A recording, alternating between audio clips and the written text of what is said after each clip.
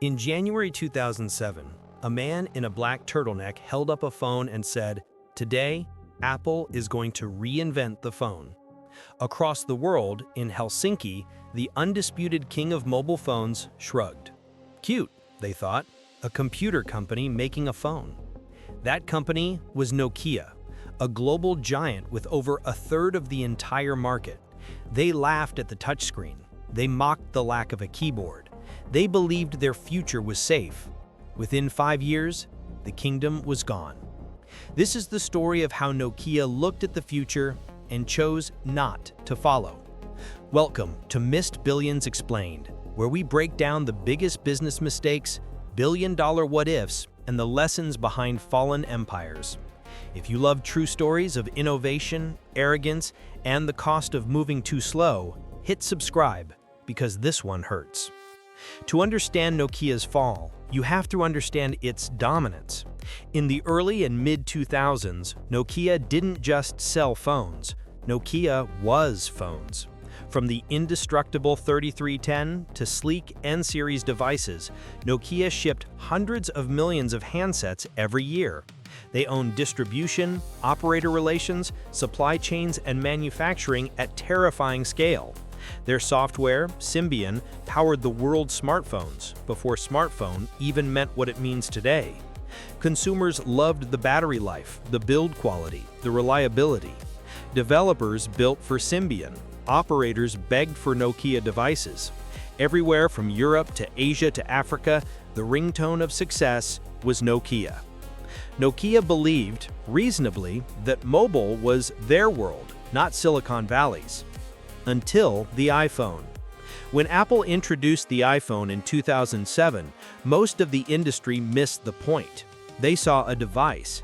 Apple was building a platform. No stylus, a big glass screen, multi-touch, a full web browser. Not a phone with apps, but a pocket computer with a phone inside. Nokia's leadership had reasons to be skeptical. Touchscreens were seen as power-hungry and fragile. Carriers liked keyboards and conservative designs. Symbian was mature and everywhere. But users didn't care about the old rules. They used the iPhone and felt the future in their hands. A year later, Apple launched the App Store. Suddenly, the iPhone wasn't just a product, it was an economy. Developers, creators, and customers swarmed in. This was the moment when the industry flipped and Nokia blinked. Inside Nokia, teams did see the future. There were prototypes, touch experiments, even early attempts at Linux-based systems. But Symbian, the champion of the past, kept winning internal battles. Symbian wasn't built for fluid, modern touch UI. It was optimized for resource-constrained, keypad-driven phones. Adapting it to a multi-touch world meant pain, slower development, UI hacks, fragmentation, and developer frustration. Meanwhile, Apple and later Android offered a modern touch-first OS, a clean SDK and developer tools, a real app marketplace, consistent UI, and rapid updates. Nokia tried to stretch yesterday's architecture into tomorrow's experience. The more they patched, the more obvious the gap became. Customers switched for simple reasons. Browsing on iPhone and Android felt like the real internet. Touch gestures were intuitive. Apps made phones personal and powerful. Ecosystems locked in users by delight, not contracts.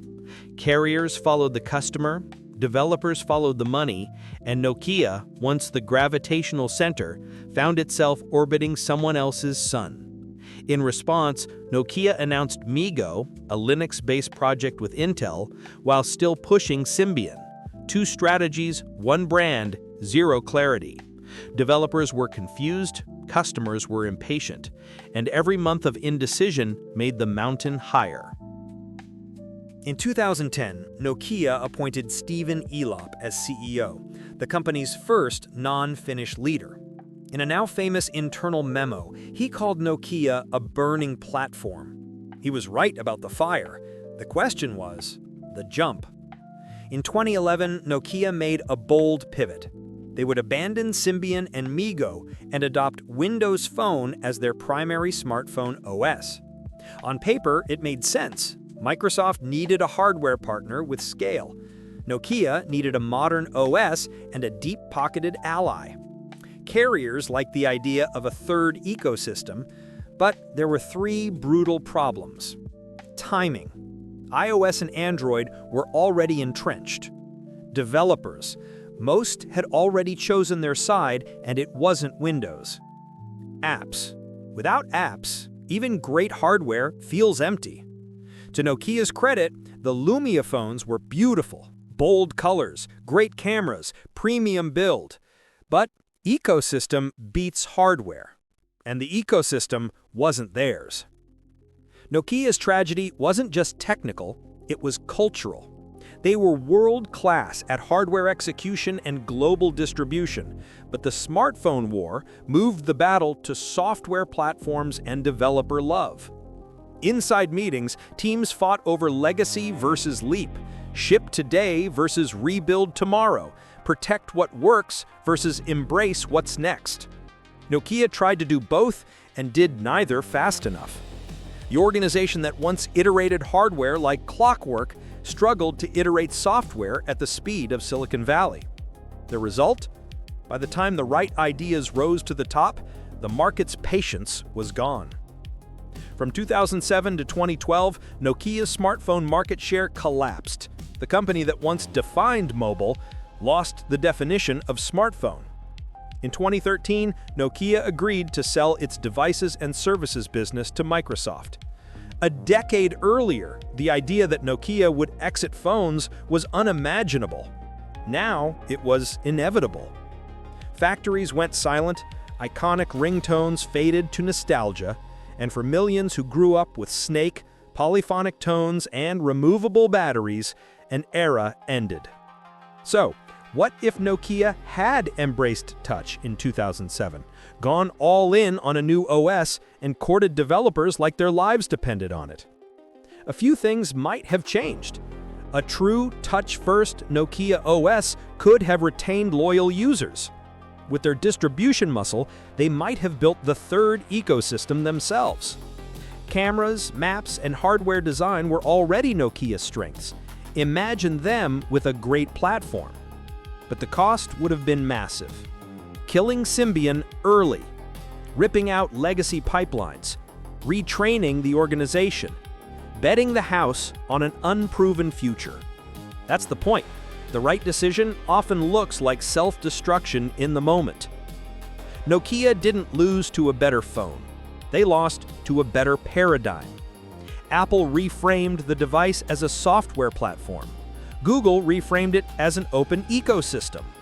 Nokia kept optimizing for phones in a world that had moved on to pocket computers. The lesson is painfully consistent in our series.